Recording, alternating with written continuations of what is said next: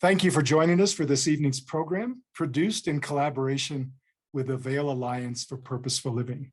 I'm Chris Sable, Executive Director of the Vail Symposium. On behalf of Dale Mosier, our board chair, and the entire Vail Symposium board, welcome. The Vail Symposium has been producing affordable and thought-provoking programming for our community since 1971. Two items to be aware of before we get started. Please use the Q&A option at the bottom of your screen to submit questions. You can type those in at any time, and we'll get to those later in the program. The program will run until 7 p.m. It is being recorded, and the video will be available at vailsymposium.org. I'd like to thank the organization and individuals who helped make the Vail Symposium programming possible. Our presenting sponsors are the Town of Vail and the Frechette Family Foundation. Our event sponsors are the Vail Daily, Vail Resorts Epic Promise, and the Antlers at Vail. Our virtual programs are sponsored by Alpine Bank. Cindy Engels has underwritten the summer season, and the Purposeful Living series is underwritten by Holly and Buck Elliott and John and Pam Horn-Cates. Donors at every level help make our programming possible. Thanks to you all. We're planning 20 programs to take place between now and October, a combination of live and webinar events.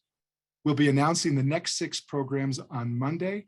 All of these can be registered at our website, vailsymposium.org. Our next program takes place on Wednesday, June 15th, when we host a webinar as part of our Great Decisions series on industrial policy. This is an interactive program, and you must register by this Friday to participate. Information, again, is available on our website. And our first in-person event takes place on June 22nd. We're very pleased to announce a new series as part of our overall programming called Conversations on Controversial Issues, moderated by Clay Jenkinson.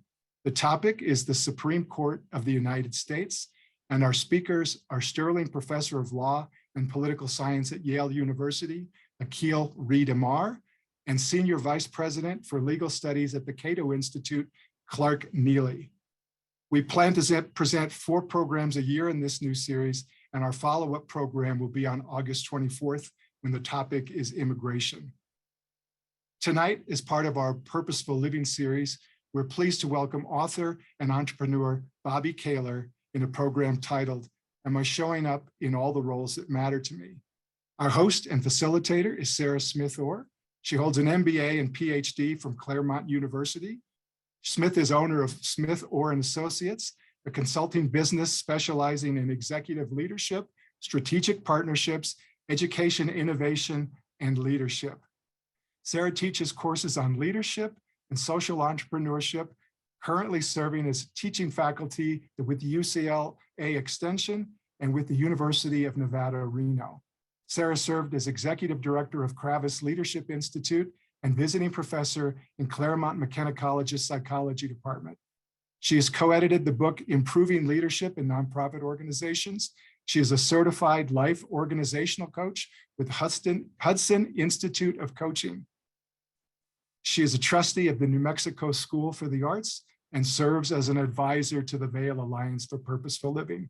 Before I turn the program over to Sarah, please remember to submit your questions in the Q&A, not the chat. And now it's my pleasure to welcome Sarah Smith-Orr. Thank you so much, Chris. It's such a delight to be with you and with everyone who has joined us this evening. And it's a particular delight for me to introduce a kindred spirit in so many ways. We haven't talked about that, but we can. Entrepreneur, writer, leader, speaker, life coach, avid athlete, resilient survivor. That's Bobbie. An entrepreneur since the age of 34, Bobbie has coached upwards of 3,000 people and has delivered presentations for tens of thousands of people. She helps high-achieving sales managers succeed in all the important roles in their lives without sacrificing their career success. Her undergrad degree was in human performance improvement, and her graduate degree was based on the science of human flourishing. She has appeared in articles for the Today Show, Yahoo News, Thrive Global, Authority Magazine, and Influensive. She is the author of Travels of the Heart, Developing Your Inner Leader. She was a contributing author to the New York Times bestselling book, Masters of Success. She is the host of her podcast, Unyielded, Thriving No Matter What. Bobbie will challenge us with her talk, Am I showing up in all the roles that matter to me? We welcome you, Bobbie. Look forward to your presentation and our later dialogue with you. Thank you, Sarah. I'm so looking forward to this. Let me share my screen. There we go. All right. So thank you, Sarah, so much for that. And I've been looking forward to this presentation. I kind of wanted to give a little bit of setup here as to why this topic. And it kind of came about based on an experience I had back in November of 2018, when I found myself kind of face to face with a problem that, frankly, I didn't even know that I had. I was in San Francisco for work. I'd been there for about a week, and I was coaching managers and leaders. It was a Friday evening. I was out on the hotel balcony, enjoying, overlooking the city and the lights of the city. And it was a beautiful scene. And I remember reflecting on my journey of all the hard work that had taken me from where I started to where I was. Because at that point, I was one of the top consultants at one of the top leadership and sales firms in the country. $1 million projects were put into my hands, and I was trusted with those. And I was proud of that, and I loved delivering for my clients. I loved delivering for the firm, and I loved being there and supporting my family. All of that was important to me. So as I was standing there on that balcony, overlooking the city, the question popped into my head. And the question was this: am I happy? And that was an interesting question, because I wasn't unhappy, but yet there was this nagging doubt, this nagging voice in my head saying, are you really showing up in all the roles that matter to you in the way that you want to show up?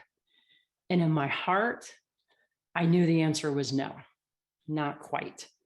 And that was painful. It was painful to feel, and it was painful to admit.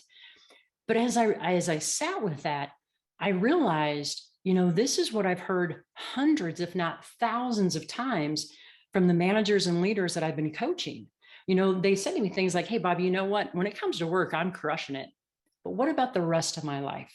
Do I really have to sacrifice my career success to have the kind of life success that I want? And so that told me this topic demanded more attention. And so what I want to share tonight is the research that my husband and business partner, Rick, and I have done, and some of the work that we've done, because I think it's an important topic. And there's things that happen that, kind of trap us, but there's also a way forward. So let's kind of dive in and get started. Okay. So here's what we learned. There are 5 critical traps that keep us from having the life that we truly desire. The one that would allow us to look ourselves in the mirror at the end of the day and say, yes, I was engaged, I was fulfilled, I showed up in all the roles that mattered to me in the way that I believe I can, me at my best. When we can do that, I think we have a real sense of peace and contentment. So what we also learned, like I said, there were 5 critical traps. So what are those? So what I'm going to do is walk through these very quickly, and then we'll dive into them. So trap number 1, I'll be happy when. And there's a lot of variations on this one. Trap number 2, we think that it's a work-life balance problem. Trap number 3, we solve the problem that we see, not the problem that matters. Trap number 4 is that we listen to our internal saboteurs. And trap number 5 is we take our lack of progress as a personal failure. So let's look at each of those in a little more depth. Trap number 1, I'll be happy when. Nearly every high achiever has fallen prey to this at some point or another, because we are achievement oriented, we are really good at sacrificing the short term for long-term gain. This is why we can set a goal and we can hit it, even when the work is hard, even when it's drudgery, even when it's tedious. Unfortunately, though, that leads us to put our happiness on hold. It kind of becomes a hostage of someday. And the problem with that is someday does not show up anywhere in our calendar. Now, as I said earlier, this one can have a lot of variations. We tell ourselves things like, I'll be happy once this project is over, or I'll be happy when I get past this deadline, or things will be better when, I'll feel successful when, and I'll feel good about myself when I lose those 10 pounds, whatever it might be. There's a lot of things that we tell ourselves. Now, personally, and this one's so sneaky. This is how it kind of shows up for me. It shows up as I can have time for myself when, or I can relax when. So once that the next big presentation is done, or the next big podcast interview is done, or the next big client engagement, then I can relax. Then I'll have time for myself. That's a trap, because what I'm doing is I'm putting my happiness just outside of my reach.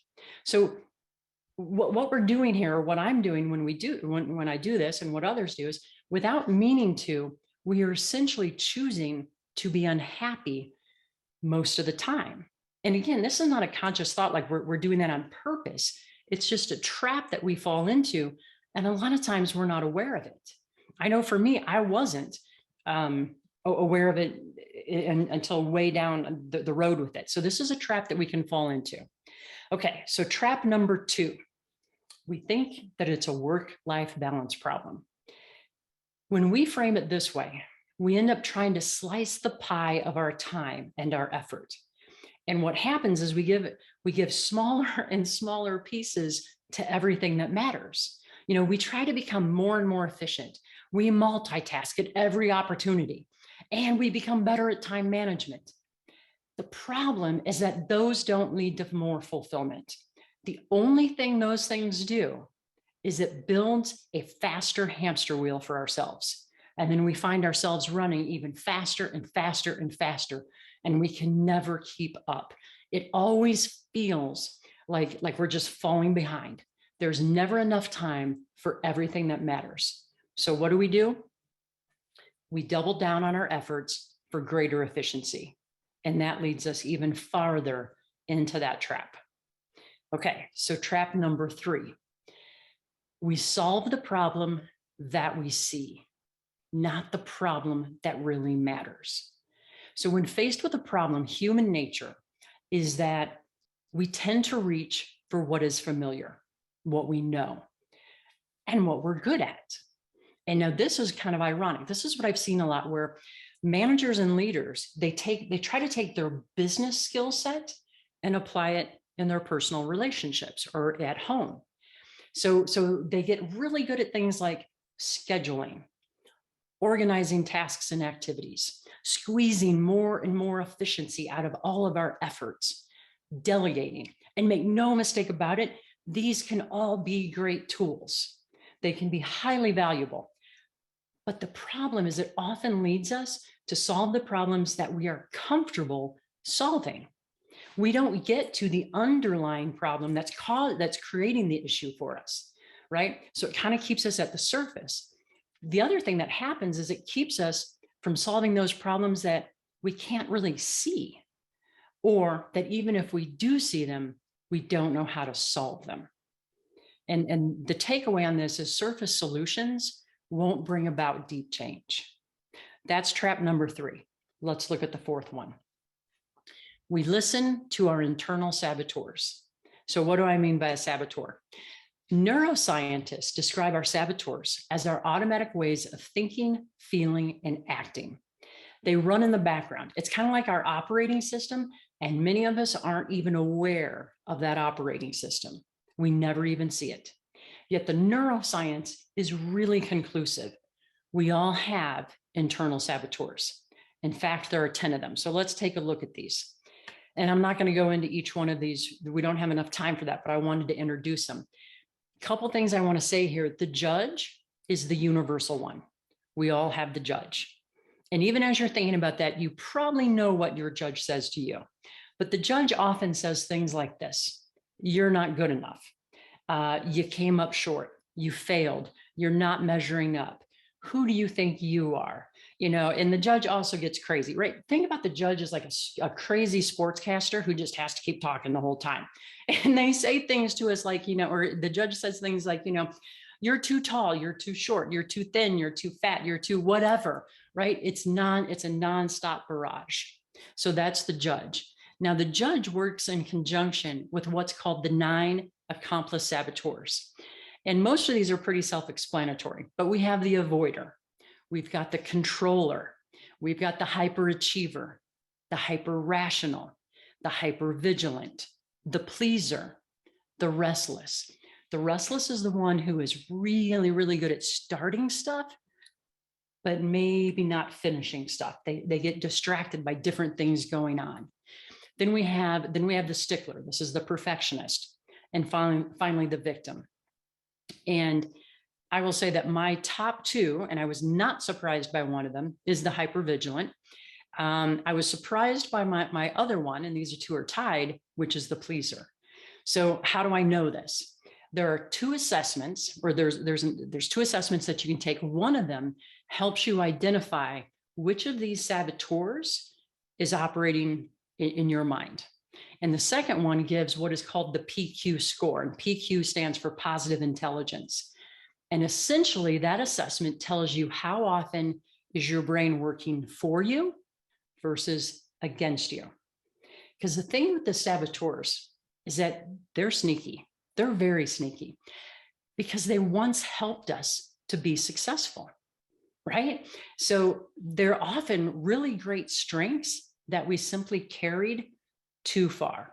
We overuse them and now they work against us. It's like if you go to the gym and you're doing weights and you, let's say that you're working on your abs and you work your abs, but you never work on your back. Eventually you're going to cause yourself back problems, right? Because we're overusing it. Same thing here. So because they once helped us, they kind of feel like old friends, but they're not. So an example for me, I mentioned the thing about the pleaser. The pleasers are often gifted with great empathy and the ability to connect. And that's terrific. That's a good strength. That's a good gift, right? It allows me to be effective as a coach, to be a good facilitator, good at client management.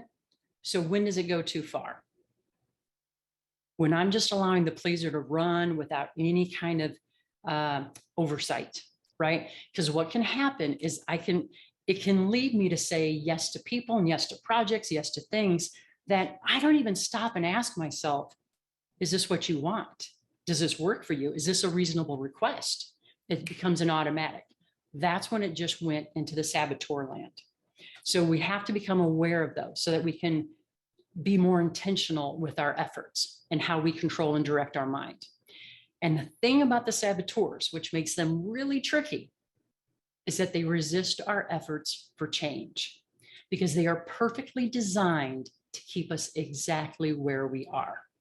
So later in the presentation, I'm going to share those 2 links for the assessments in case you're interested and you want to take those.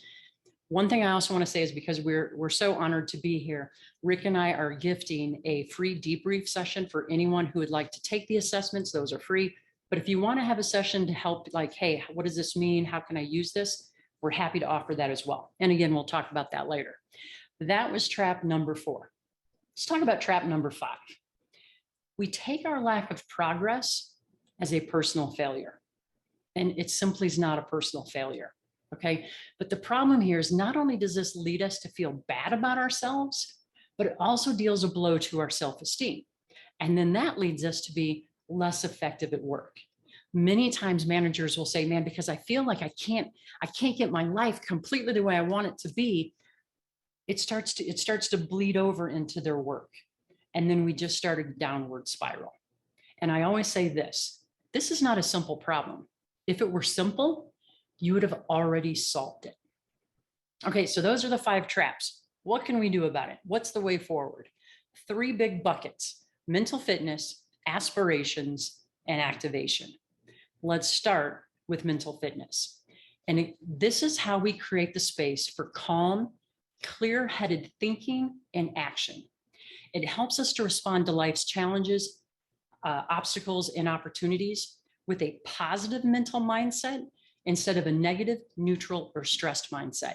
And that's really important, because when we're coming from a positive mindset, we have greater access to our creativity, to calm-headed reasoning, to laser-focused action. So it's really important that we're doing that versus just reacting and being hijacked by, let's say, our hot buttons or by our saboteurs.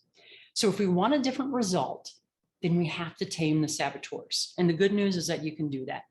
And again, our saboteurs are just our automatic ways of thinking, feeling, and acting. We often don't even know that we're doing it. And they are perfectly designed to keep us exactly where we are. So again, I highly recommend starting with those assessments that I'll share in a few minutes. All right, so now bucket number 2, which is aspirations. This is one of my favorite ones. Aspirations and our intention behind them are so incredibly important. When I think about aspirations, I think about one of the managers I worked with way back in 2016. His name's Dorian. And Dorian is a super busy senior leader. He's a single dad. He's a son. His grandparents are still alive. I think he said he had like 44 cousins. It's amazing. All these people are important to Dorian. And this guy is busy. But when I talk to Dorian, what is conveyed is his calm and his peace. Because even though he's busy, he's so clear on his intention that decisions become easy and he's at peace with his actions. So how can we get there? And this is something that comes from the research of Richard Boyatzis, who back in 1969, when he was a PhD student at Harvard, he started looking at how do people change in intentional, sustainable, and desirable ways. And he came up with the intentional change theory, ICT for short. It's a wonderful model for change. It's been validated thousands of times. The piece I want to take from that tonight, though, is it starts with, the intentional change theory starts with identifying what is our ideal self. And the ideal self is that positive aspirational vision and image that we have of who we are and who we can become. And this is really important because that sounds simple, but it's deceptively complex because number 1, our saboteurs interfere. And number 2, the shoulds of life interfere. So this is one of the times when having a coach is really valuable because it helps us look at that with clarity and discern what's true for us because it has to be true. So there are a lot of ways to go about identifying your ideal self, but I wanted to come up with a general approach that typically works for most of our clients. And there's 2 steps. 1, spend some time journaling about what are all the roles that are really important to you and get specific. Think, as a spouse, as a parent, as a sibling, as a daughter or a son, as a community member, as a leader of your team, whatever that might be. And also include the aspects of your life like fitness, spiritual and emotional health. Get all those down on paper. And then for each one of them, the second step is to go back and identify, journal, how would you be showing up in those roles? What would it look like? What would it feel like? What would you be doing? How would you want the people around you to be feeling as well? But it needs to be aspirational. This should be what you want, not what you don't want. That's critical. And this is also, it shouldn't be what someone tells you you should want. That's why it's really important that you do this work for yourself. And just a couple notes on that, or one note on this. The ideal self, it's not, it evolves over time. As we grow, it grows too. It's not static. So why is the ideal so important? Because it begins when it's aspirational in nature, it works with brain science. It pulls us in the direction of our aspirations. That's number 1. Number 2, when we are really, really connected to it, it sees us through the hard times. And I know this one firsthand. In 2003, I got really sick. I collapsed. I almost died. Every doctor who has seen me since that time or who has seen my medical records says the same thing, like, I don't even know how you're still alive. And it was a 10-year journey back to health. And there were a lot of ups and a lot of downs, and the downs were pretty low. About 6 months into the journey, Rick and I were at a new doctor's office, Dr. Ian. It was at a research hospital. And Dr. Ian said to me, he said, Bobbi, based on the research, based on the studies that we've done so far, based on what we think you have, only about 3% of the people who have this will experience a full recovery. And I don't know if I'm incredibly optimistic or delusional or dense, I don't know. But my first question back to him was, okay, but when can I go for a run again? And he said, I think that you might have to accept the fact that your days of being an athlete are over. And I looked at him and I thought, no, I've always been an athlete. I will always be an athlete. And that, without knowing it, that was the connection to my ideal self. Part of my ideal self is I am an athlete. And it took me 10 years to get back to it, but I'm back to it. And that gave me hope, and it pulled me through a very dark time. Okay, and then quickly, the last bucket. This is activation. And there are many strategies that go into activation, but we want to put something into action. So one of my favorites that I wanted to share here is something that I call learn your way forward. And I kind of fell into this, or it came about over the years as I've coached more than 3,000 people. One of the things I see people think is, hey, I have to know all the steps. I have to have all the answers before I begin. No, we can learn our way forward. We can learn what we need to learn. So there are 3 steps to this: act, assess, and adapt. The first one, and here, very simply, pick an action that you think will take you closer to your goals or your aspirations. One action, I don't care how small it is. Take that action and then step back and assess. How did it go? Do I need to tweak something? Did it work? Did it not work? Should I never do that again? And all of that's fine, no matter what it is, because we've learned something. And then from there, we can adapt. But the big thing is we have to put the ball into play, because that's how we can learn our way forward. And what I love about this is it keeps us continually learning, growing, and adapting, so that we can evolve in the direction that we want to, and we can show up in all the different roles that really matter to us as time goes along. Okay, so as a reminder, here are the 2 links. This is my contact information, and again, our gift is that we're happy to offer a free debrief session for anyone who's interested. Just reach out to me at my email address. And Sarah, with that, I'm going to stop sharing and turn it back over to you.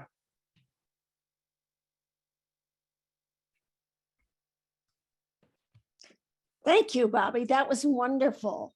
I really appreciate everything you said. And so many times in my life, I've experienced those same things for different reasons and different experiences. But I used to call it the committee in my head. And I fire the committee in my head, because the committee in my head was always negative. So that's right. Yeah, it's just all these negative voices. It's like you're fired. Get the positive ones. Get out of my boardroom. Yeah. So let me ask, I have a couple of questions I wanted to ask you. Okay. Well, first, related to the Vail Alliance for Purposeful Living. And as you know, this is one of our programs that we wanted to provide in partnership with the Vail Symposium.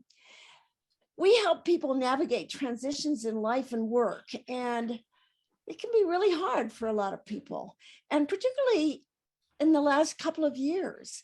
It's been such a challenge for everyone to navigate this transition of the pandemic of COVID and being virtual and not being virtual and all the other pieces that come with that. Can you talk about how obstacles and challenges can be great teachers for us in our lives? And give us an example. You talked about the experience of the health issue with you. I'm sure there are other ones, but talk about the obstacles and challenges that can be great teachers. Okay. And you're right, they can be great teachers. And I think that depending on the nature of the obstacle, sometimes we need distance, right? We might not be able to tap into the gift or the lesson as we're going through the obstacle. Sometimes that comes later with reflection and with a little bit of distance. But I think that there's a necessary mindset, and that is that, like for me, I always think this is happening for me, not to me. And even with the illness, and that was very hard. Like I said, that was a 10-year journey. I had to frame it as though there are gifts, there are things I'm going to learn about this. And that's actually a good example. So people always ask me, okay, so what'd you learn? And one of the best lessons I learned from that was, before that, when something happened, I often would say to myself, oh my goodness, this shouldn't be happening. It's not fair. It's not just, you know what I'm saying? Like that's where my head went. And I remember when that day after when we were at Dr. Ian's office, Rick and I came home and we were reviewing the literature, what he shared with us, and things seemed pretty bleak. And I remember Rick said to me, he's like, man, I'm sorry, this really isn't fair. And I said, you know what? It doesn't matter if it's fair. It is. So this is what we have to deal with. You know, this is where we are now. And that was one of the biggest things that changed about me was being able to accept that instead of fight it. Because when we're fighting it, we're using a lot of our energy, and it's energy that we're kind of just throwing out the window. And we're right. It might not be just, it might not be fair, but let's put our effort into dealing with it or solving it or resolving it. So that was really one of my biggest lessons from that. But I always try to think about what's the gift that could be here. But again, not putting the pressure on like, oh, this bad thing just happened, I should immediately be thinking about where's the gift. I can also give myself some grace and empathy. You know what I mean? There's a balance there, Sarah. Yeah, there definitely is. Well, that leads me to ask about, for those that have things that they want to do, but they have fears and concerns that they may not be ready for it, or it may not work. What would you say to them about finding courage? And I think that's another thing that this whole pandemic thing has created for us, is having the courage to move forward, to deal with some of the things that we've had to deal with. So how do you find the courage to take the risks and venture outside your comfort zone? Yeah, that's a great question. And here's the thing about fear. Everyone has fear. Everyone does. You know, on my podcast, I've interviewed former NFL athletes. I've interviewed, you know, wonderful top consultants, and they all say the same thing. The fear's there. It's just you move through it. You know, I remember, not everyone's a country music fan. I totally understand. But I was listening to an interview with Alan Jackson once, and Alan Jackson is one of the legends in country music. And the interviewer was talking to him, and he said, you know, Alan, do you still get nervous when you perform on the Grand Ole Opry? And Alan said, and I'll never forget it, he's like, of course I do. And if you don't get nervous when you're about to perform on the Grand Ole Opry, you don't deserve to be there. And I thought, that's awesome. So just knowing everyone has fear, right? It's not us. We're not the only ones that have fear. So when I think about it, though, when I'm coaching people, because this comes up a lot, it comes down to find the smallest action you can take and just get in the game. Take the action. And you don't have to tackle the biggest one. Like Greg knows this, but I love cross-country skiing. I'm an avid cross-country skier. I love it. I live in Colorado at 9,000 feet, but I grew up in Illinois where everything's really flat. So when I moved out to Colorado and I was going cross-country skiing, I saw a hill and I was like, oh no, I'm not going down that. No way. But I didn't want to be limited only to where it was flat. Now, does that mean that I went and I found the biggest hill I possibly could? No, I found small hills and I worked my way up to them, to the bigger hills. So find something small to tackle. And I think, Sarah, to your question, that's how we build the courage, right? We're building our courage muscle by tackling those small things And then, but also recognizing it, because a lot of times we don't recognize it. So, but I mean, you've tackled stuff. What do you do?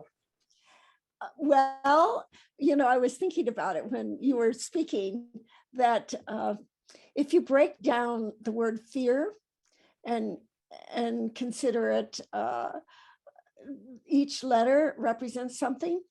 False evidence appearing real. Yes. How many times have we've really built that monster in our heads about the issue or the problem or the challenge or the skiing? I had a similar kind of skiing experience way back when, and a dear friend and boyfriend at the time had taken me to the top of a ski area, Stowe, Vermont. And, here I am, I'd only been skiing a year, and I'm standing there paralyzed. And what I decided was, like you, take 2 turns at a time. Yeah. 2 turns, just 2 turns, just 2 turns. Then I take more turns. And then I finally got down there, actually midpoint, and I'm going, oh, this is a piece of cake. Okay, I'm over it now. But it is that courage to also look it in the face, fear, look in the face, and just say, is this real? Is this really real? Do I have to accept that? Yeah. So yeah, it's you gave a great example. Well, and I loved yours, Sarah, because like it is true, just the 2 turns. And because of this, the Vail Alliance, Vail Symposium, I had a similar experience in Vail. Rick took me to the top of Vail Mountain. He's like, oh, because I was learning how to, downhill ski. And it's like, oh, this is great skiing up here. But the gondola closed. We were going to take the gondola back down. And I'm like, okay, now what's the procedure? Is there like a snowmobile that's going to come get me? I was terrified, but you know what? I made it down somehow. And as a writer, you probably have read or heard of the book Bird by Bird. And it was about a dad and the son had to write an essay about birds. And he's looking at all of these birds, and he said, well, I don't know where to start. And the dad said, bird by bird, just identify one bird, then the next bird, then the next bird. So there is a book for writers. I love it's that. called Bird by Bird. So I want to go back to something you said earlier, and that's the PQ, the positive intelligence. You've been learning and practicing positive intelligence. Many of us have heard about emotional intelligence. I teach a class on cultural intelligence, but what is positive intelligence and why is that important for us? Okay, so I'd love to know more about the cultural intelligence, by the way, but the positive intelligence, it is based on research. I don't know if I'm saying his name correctly, Shirzad Chamine. He's out of Stanford. And he really looked at how much the time is our brains working for us or against us. And he talks about it in terms of mental fitness. And it really, that's what it's kind of about. How often are our brains working for us versus sabotaging us? And it's about how do we respond to life's challenges, obstacles, and opportunities? Because sometimes we respond in a way that's stressed or it's negative. And then that kind of leads us down into more of a downward spiral. Versus you asked the question earlier around the obstacles and how they can be great teachers, right? It kind of begins with that mindset of, how can I turn this into a gift? Because many times we can.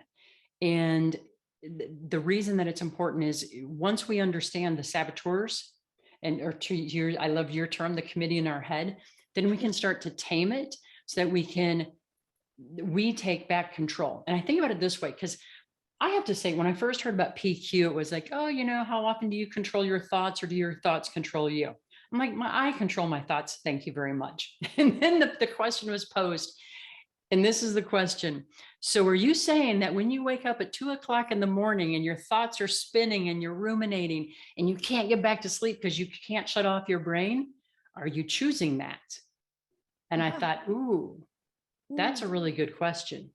because a lot of times before going through the PQ program, that's exactly what happened to me. And I think a lot of people have that experience. You're worried about stuff. You can't shut off the day, whatever that is.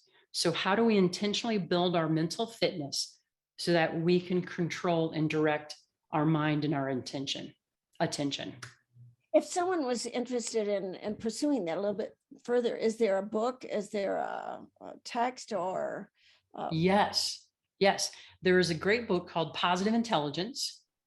And there is also a TED Talk by Shirzad. And it's a good TED Talk. It's a very good TED Talk, gives you a great introduction to it. Plus these 2 links that we shared earlier, those will take you to his website, and it gives you more information on it and even how it's been used in businesses. And I think at this point, he's worked with more than 500,000 people. And it's been CEOs, leaders of top, Fortune 100 companies, professional athletes at Stanford. And it really gets to that peak mental performance. Those people who we call it grace under pressure, or they're calm headed no matter what's going on. And that's what that's what he talks about. And it's great research. Great. Thank you very much. Mm-hmm. The name of our alliance includes positive. And That's right. So a question that's being asked is, what is your definition of and practice of purpose? How that would apply to the name of our alliance, Purposeful Living. Yeah. I think I always think about it this way. My purpose directs my actions, right? So my purpose, I believe in life. I think that I've been given an experience. My childhood was not, I had loving parents, but my mom was very troubled, very psychologically troubled. And my takeaway from that was, I believe I was given that experience so that I could help others. And so my purpose is to help others thrive. And so that becomes the lens that I look at when I take on projects, speaking engagements, podcast interviews, whatever that might be, is this going to put me in a position where I can help other people thrive and flourish? But it's not just the client engagements too. Like, this might be really simple, but I have a whole bunch of nieces and nephews, and great nieces and nephews. It's incredible. So every time I'm around my nieces and nephews, or great nieces and nephews, I always want them to feel heard, like really heard, so that it can help lift them up to a place of flourishing. So that's it's probably simplistic, but that's how I look at it. That's how it affects me. No, that's great. That's great. And it's your guide. It's the guidepost that you're going to in life. That's right. So to speak. Mm-hmm. So, with that, I feel like there's a link then with that sense of purpose and that guidepost. So how do we maintain resilience? And again, I reflect on the last couple of years, and particularly I mentioned that I've been involved in some research on women leaders and how they led through the pandemic. And one of the most important lessons they learned was resilience. But it was also, how do they take care of themselves so that they can be resilient? Yes. So what do you recommend for maintaining resilience if something tries to push us off of our path? Well, Sarah, number one, I'd love to hear your research. Real quickly in your question though, when you said the thing about cared for, this was October of 2020. So in the middle of the pandemic, Rick and I, our home in Grand Lake, we had to do an emergency evacuation because it was the East Troublesome fire. And I mean, it burned over 100,000 acres, like in 14 hours or something like that. It was stunning. So we had to do an emergency evacuation. We were minutes ahead of the fire. It took us 2 weeks to know if our house was still there. But when we left that night, we could see the fire and we thought, our house is going to be gone. Like, we really thought it was going to be gone, but it wasn't. But the next day when we woke up, Rick and I talked about, you know what, this is this is uncharted territory for us. We've never had to go through something like this. It's difficult, it is stressful. And we said, we're going to give ourselves the grace and the margin to feel what we need to feel and to take care of ourselves and just trust that we will come up with the answer that's right for us. Because people kept saying, aren't you stressed that you don't know if you have a house? And it's like, we either do or we don't. I don't know what it is right now, but getting even more stressed about it's not going to help. But that's my quick answer. But I'd love to know about your research and what you learned. Well, I don't want to share too much of that because this is your program, but perhaps we can do it another time. Okay.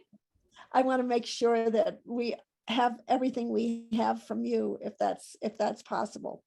So you and Rick it seems like you have a wonderful partnership, both in work and in life. So you don't have to go it alone, but maybe there was a time in your life when you had to go it alone, and there are a lot of people who feel like they have to go it alone.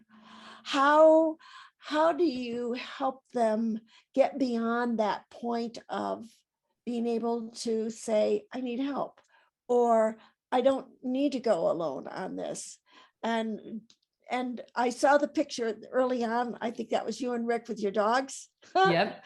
And so I figured, well, how do the pets come into play here? Because a lot of people have pets. I lost my dear dog, but how does one get past that place? I have to go it alone.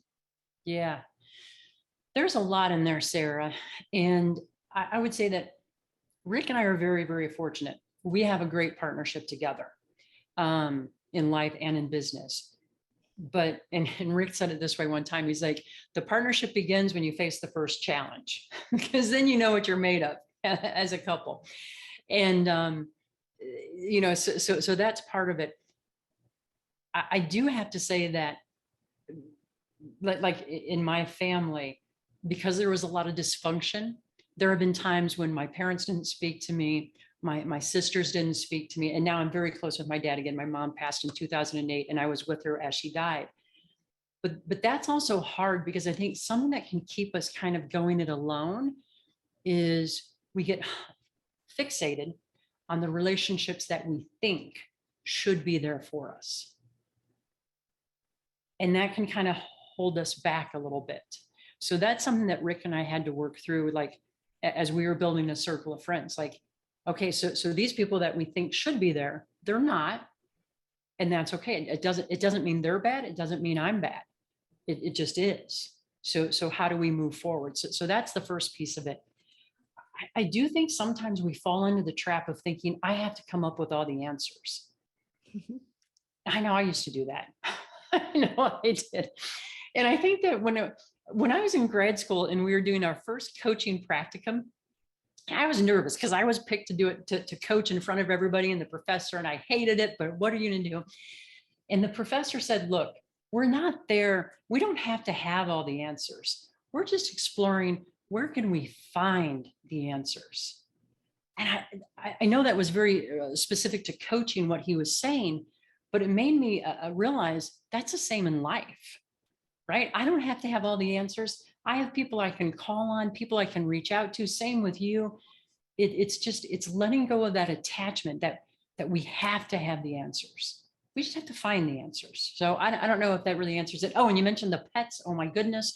Our dogs are super important. Sorry about your dog. We lost our Riley March of 2021, and he was amazing. But we've also had cats.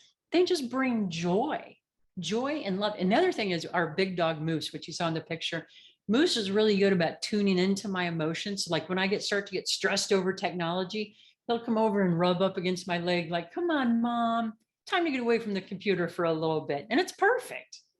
So we just need love out there with wherever we can find it, with our animals and friends and family.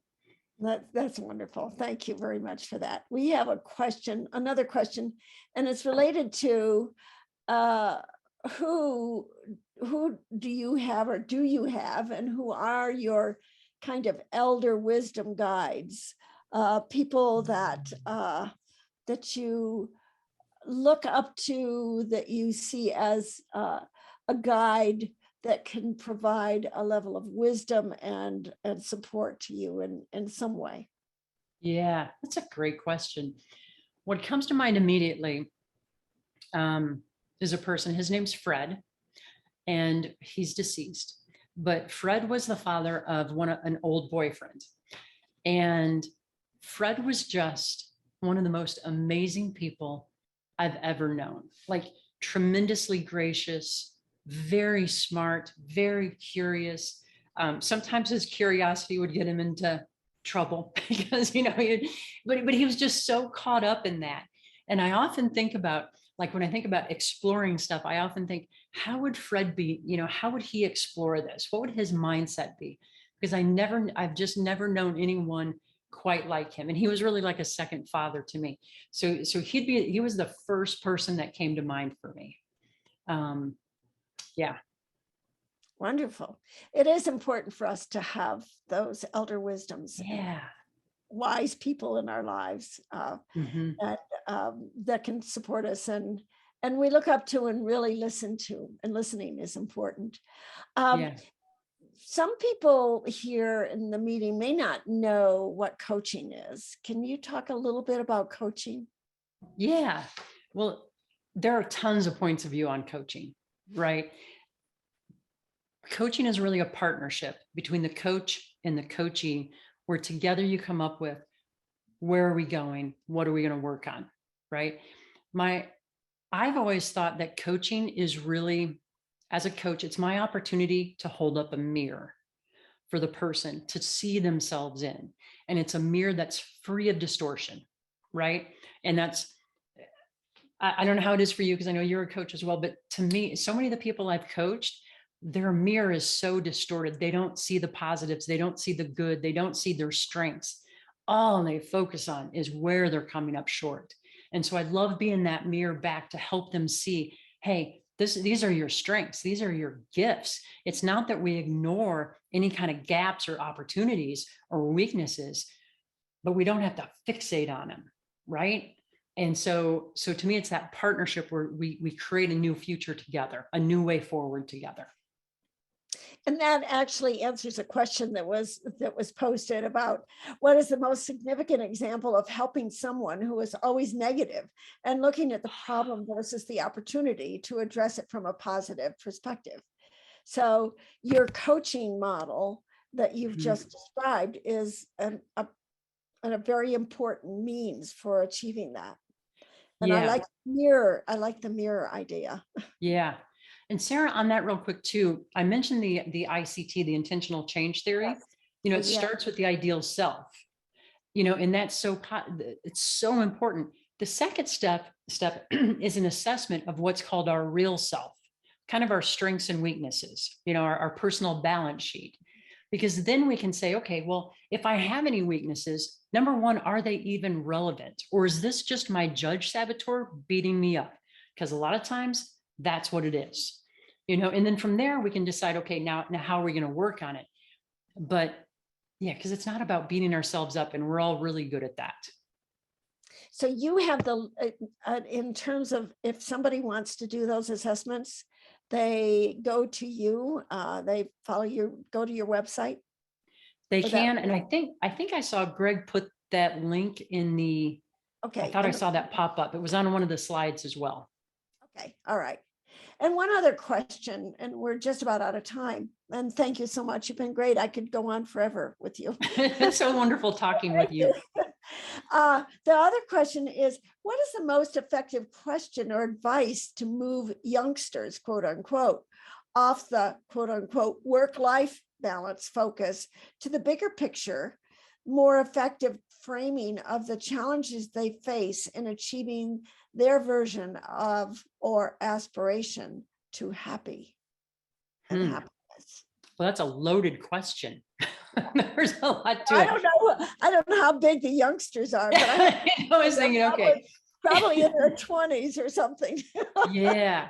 Okay. So what came to mind there? Because I have a nephew, Dylan. He's in his 20s.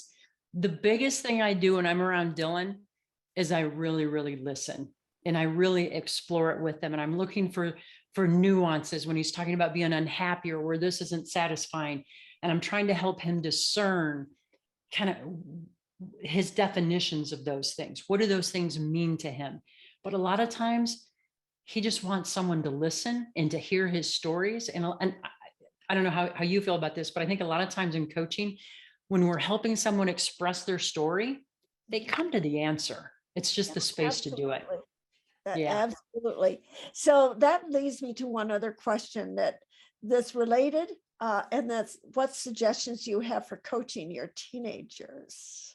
Ooh, I am not a parent. I did have cats, but and I have a couple dogs. Oh boy, that's a tough one. I would say, again, going into it with the mind, the curious mindset, really listening. What are their, trying to get them to talk about their aspirations, trying to withhold our judgment. And this is how it should be, even though, I know that's sometimes really tough as a parent. But really seeking to understand, where are they? What's really going on with them? I think that so many times people are looking for someone to listen so they feel heard and that they feel understood, and then it's, presenting options and exploring the consequences of each of those options, and again, I'm not a parent. Toughest job in the world right there. It is. We have a granddaughter who's 12 going on 13, 13 plus 18, right? Oh yeah. So there are definitely challenges, but listening, Mm-hmm. and really what I would call suspending your mental model of them. That's right. What lens do you want to have? You have to suspend that mental model and hear what they're saying in order to understand who they are and what they want. So one question too was, is there a time limit and when the free assessment for the that you're offering? Is it within the next 30 days or whenever or do they just say, I was a participant in the Vail symposium and the Vail Alliance for Purposeful Living and heard you and go for it? That'd be perfect. Just put in that the Vail Alliance, the Vail Symposium, that's perfect. And that'll work. So I think Greg is about to cut us off, at least me. Greg, are you coming back on?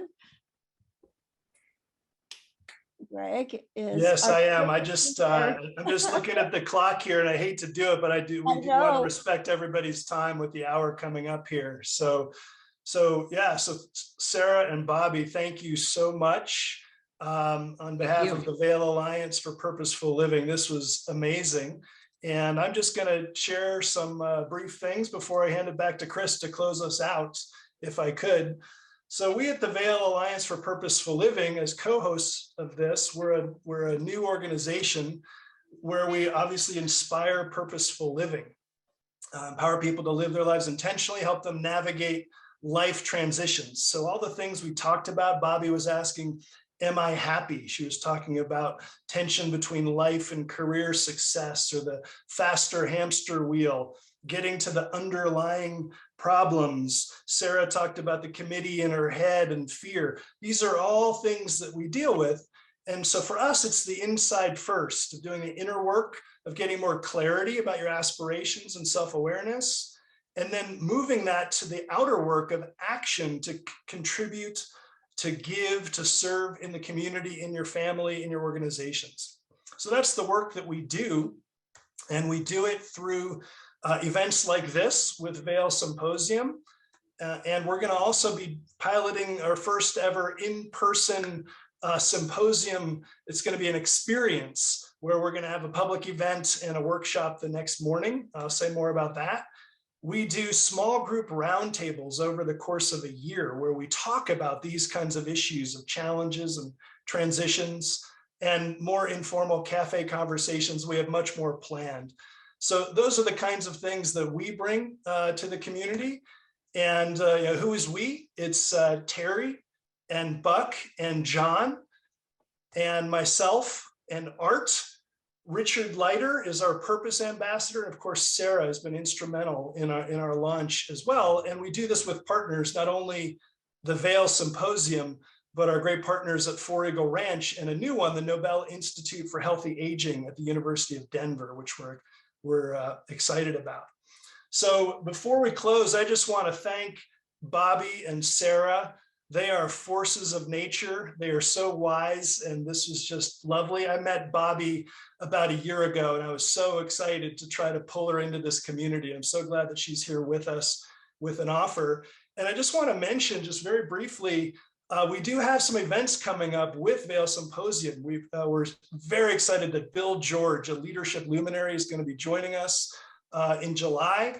And Richard Leiter, our purpose ambassador, incredible author with his new book, Who Do You Want to Be When You Grow Old? It is just popping. It is exploding all over the world, with Chip Conley, who's also incredible. And they'll be doing a joint event in Vail, and then Richard in Denver in September. And so please join us. We would love to have you join us at the Vail Alliance for Purposeful Living. If you want to learn about our events and programs, if you want to join a roundtable or informal cafe conversation, just get in touch. There's our email and our website. And also there's Bobbie's website again, for those of you who might have missed it. So thank you so much to the sponsors, and thank you, Vail Symposium. Over to you, Chris. Thank you, Greg.